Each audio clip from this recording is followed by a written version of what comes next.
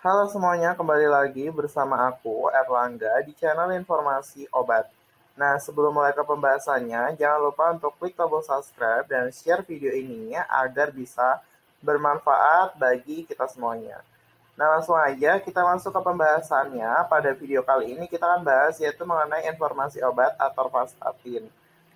Nah, atorvastatin itu tuh merupakan obat yaitu menurunkan kadar kolesterol jahat atau kita sebut juga dengan LDL dan trigliserida.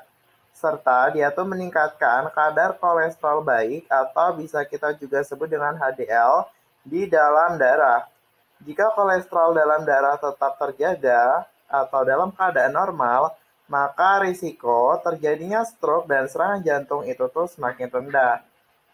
Next, atorvastatin juga menurunkan jumlah kolesterol dalam tubuh dengan cara menghambat enzim yang dia tuh bertugas memproduksi kolesterol di dalam hati. Nah, kalau enzimnya tadi dia dihambat, otomatis kan produksi jumlah kolesterol jahat dalam tubuh itu akan menurun. Pengobatan dengan atorvastatin itu tuh harus diiringi dengan gaya hidup sehat, seperti berolahraga secara rutin, mengatur pola makan, menjaga berat badan ideal, dan berhenti merokok. Hal itu penting untuk mendapatkan hasil pengobatan yang terbaik. Untuk atorvastatin ini hanya boleh dikonsumsi oleh dewasa dan anak-anak, yaitu di atas usia 10 tahun. Lalu bagaimana untuk keamanan atorvastatin untuk ibu hamil dan menyusui? Jadi atorvastatin ini termasuk kategori X, artinya pada studi binatang percobaan dan pada manusia telah memperlihatkan adanya abnormalitas terhadap janin atau ada risiko terhadap janin. Obat ini dalam kategori tidak boleh digunakan pada wanita yang sedang atau memiliki kemungkinan untuk hamil. Belum diketahui juga apakah atorvastatin dapat terserap ke dalam ASI atau tidak. Bila sedang menyusui, jangan menggunakan obat ini tanpa berkonsultasi kepada dokter atau apoteker.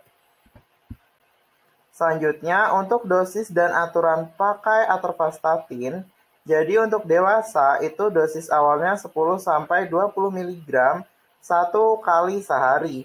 Pada pasien dengan kadar kolesterol yang sangat tinggi, dosis awal itu tuh dapat dimulai dari 40 mg satu kali sehari.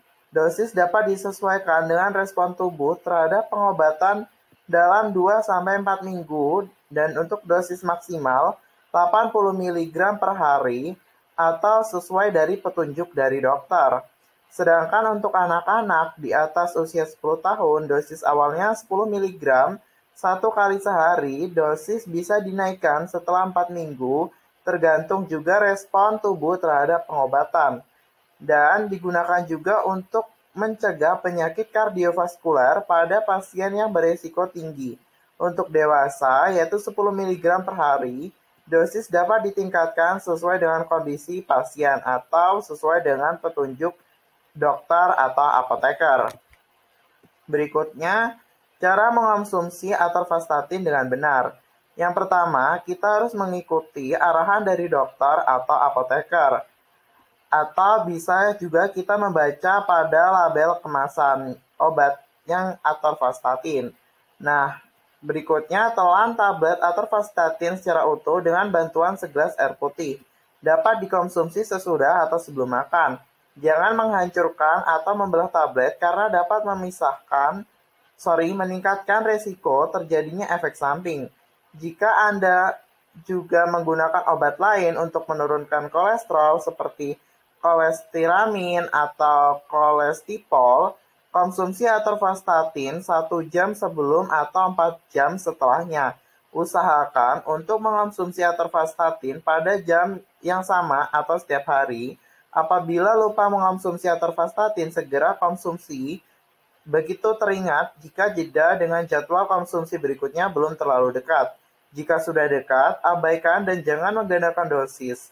Habiskan obat yang telah diberikan.